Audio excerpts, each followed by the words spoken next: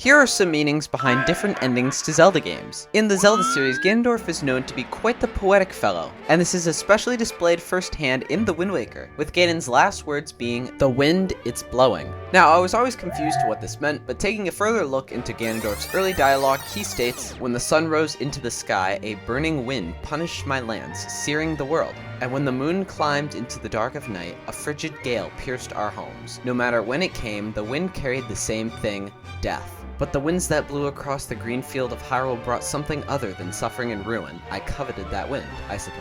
What Ganondorf means by this very profound statement is that wind is synonymous with death, stating it blows, searing the world, and how a frigid gale pierced his home. Now, looking at the real quote, which were his last words, being "the wind, it is blowing." And feel free to connect the dots here on your own, but Ganondorf is not literally feeling the wind blowing, but it is rather a metaphor for death. Okay, Shakespeare, chill. But it isn't only Wind Waker Ganon that has weird final moments, but also Twilight Princess Ganon, which is a bit more straightforward but can seem strange. If we take a look at the talk with Zamp before battling him, he says that a god approached him, and said that if there is anything you desire, then I shall desire it too. So with Zamp dying at the end of the game just means that Ganondorf would die as well, because Ganondorf was the spirit, whoa! And Ganondorf's statement at the end of the game just states that the curse of light and shadow will not go away. But speaking of curses, let's jump right into Skyward Sword. Demise places an internal curse on Link, which when looking at the timeline in chronological order, yeah, that checks out. And last but not least, Tears of the Kingdom. Ganon talks the most in Tears of the Kingdom and has some of the best voice lines, like, "I will be taking far more than your arm this time."